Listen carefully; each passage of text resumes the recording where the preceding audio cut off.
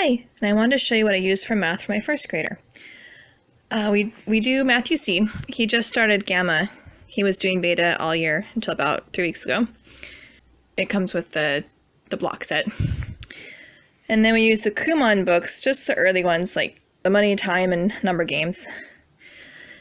So Number Games, we use this because it's just practicing counting from 0 to 150 and then recognizing different numbers.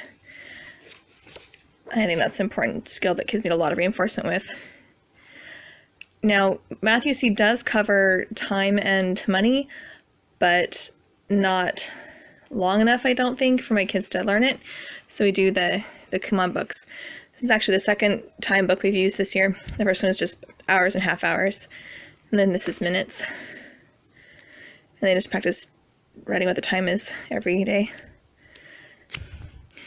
And same with counting coins. This is the first book. There's also a second book that goes with it, but we just started this one. And then we do Miquon. This is the second book, the red book.